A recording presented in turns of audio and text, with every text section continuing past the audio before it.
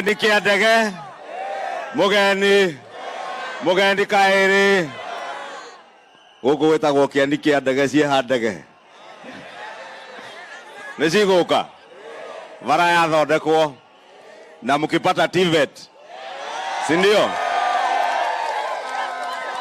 Najua Mheshimiwa Rais, mimi nimejua kumbe huyu mwiti sio mwiti mjeuri. Wale watu wajeuri zaidi ni hawa watu wa kianike ya ndege. Hawa ndio wanatuma mwiti aje akusumbue. Lakini venye nimeona hawa watu wako mbele, Rais kubali huyu Mheshimiwa mwiti aendelee kusumbua wewe. Sigete ya State House ifunguliwe, mwiti akija anaingia tu. Anaitisha TVET. Anasema ikoji kuwe upgraded. Na unajua mimi nimeona nyinyi ni watu wa maana. Sababu umemweza kumsikiza rais, mkasikia ako na mipango dhabiti ya ajira ya vijana, na nyinyi mkaelewa ili vijana wapate ajira kwa housing lazima wapitie kwa TVET, si ndio? Nyinyi mnaelewa kabisa, si ndio? Na mmemuelewa huyu rais ako na mpango waka, na alituambia kazi ni werane, ati tukasema harambe UDA, kazi ni kazi, si ndio? Ndio mmesema mwiti aingie UDA, si ndio? Kawira mama Mwangaza aingie, ati mnasema Kawira aenda wapi? Na mwiti aenda wapi? Na nyinyi mko wapi? Rais ako wapi? Rigiji yako wapi? Sisi wote wapi? Si tuko hapo. Kwa kazi ni kazi. Ndio maana unaona sisi saa ingine tunakorofishana na wale wako kotini. Sababu rais ametuambia amepanga kazi ya vijana. Na anasema anapanga kazi ya vijana sababu anaelewa Kenya hii hakuna shida kubwa kuliko shida ya ajira kwa vijana. Lakini wale wako kotini sasa wamepanga ati mpango ya housing isimamishwe, vijana wetu waende TVET alafu warudi wakae nyumbani. Mtakubali hiyo?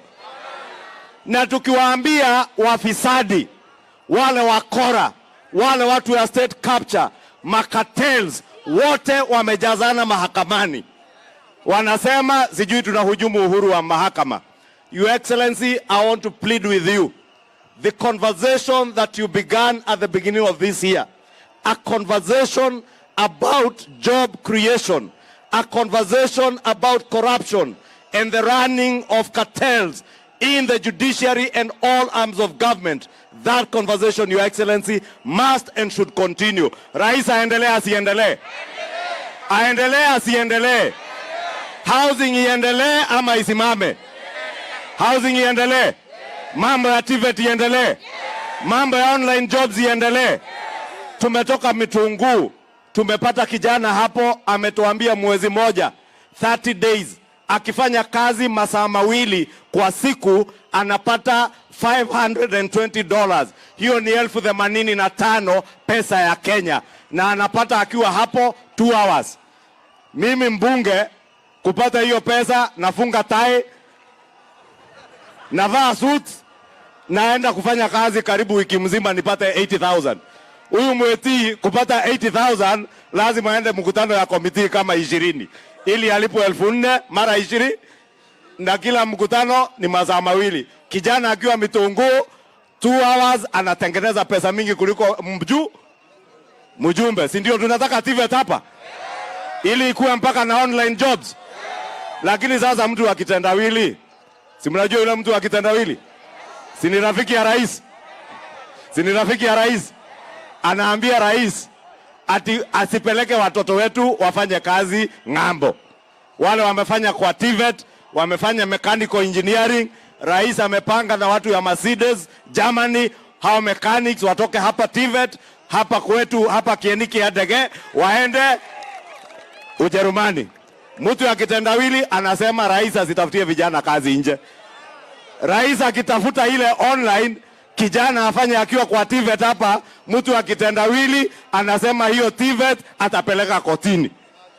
Rais akiweka housing, wameshikana, wamepeleka kotini isimamishwe. Mnataka isimamishwe ama iendelee? Na wale wako kotini tuwaambie vile rais umesema. Please, those of us serving in the judiciary, just like those who are serving in the executive and those of us who serve in the legislature, we have a cardinal responsibility to ensure that we take care of the youth of our country through job creation. What we are seeing today, Your Excellency, has nothing to do with the independence of the judiciary. What we are witnessing today is judicial overreach.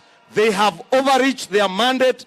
They are now sabotaging the work of the executive, sabotaging the work of the legislature, and above all, sabotaging the jobs created for the millions of youth in our country.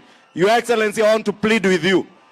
Don't allow your government to be sabotaged or to be undermined by cartels and masters of state capture, either through the judiciary or even in the legislature. Kangumu rais, awakalie ama asiwakalie? Hata hawa majaji awakalie ngumu? Na mimi rais, najua ulifanya mkutano na hiyo watu. Na tunakuheshimu, nimekutolea kofia rais. Na ulisema utawaongezea pesa kwa judiciary. Lakini kama unataka uongezee pesa, na hiyo pesa itakuja kufanyiwa budget kwa bunge, na mahali pesa inatoka ni kwa ushuru, na hii judiciary ndio inasimamisha ushuru yako. Mimi naona hapo kama tutakosana kidogo. Mimi naona kama ikifika bunge tutafunga kingine. Tuwafungie tusiwafungie? Tuwafungie ama tuwape? Tuwape sababu ya rais? Ama tuwakazie? Vile wanakazia vijana wasipate kazi, na wanakataza ushuru isikusanywe vijana wasipate kazi, na judge mwenye anafanya hivyo mshahara yake ni nyinyi mnalipa na taxes zenyu, si ndio? Wakaliwe ngumu wasikaliwe. Sasa Mheshimiwa Rais, ukiona bunge imeweka pia kazi yao ya kufanya budget making in line with the priorities of the people of Kenya, please allow us, Your Excellency, hata sisi tupige msasa budget ya nchi yote. Tuangalie kama judiciary wanapata pesa, hiyo pesa inafanya nini kuchangia ajira ya vijana wa Kenya. Executive wakipata pesa wanafanya nini kuchangia ajira ya vijana wake. Hata ya bunge, hiyo Mweti anapata, si anasema within 5 months atakuwa na ICT hubs. Pesa akipata ichangie kwa ajira ya vijana. Adoke ndiki adage. Tureshoka rege. Tuwe UDA ithuothe. Moga Mwete ikara UDA. Mama Kawira yu? Ate ona Mburu? Mburu ule wa Nopeu? Ahige Nopeu?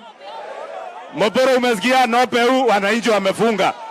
Mumefunga Nopeu? Mumewind up? Mumeipeleka receivership? Mburu waingia wapi?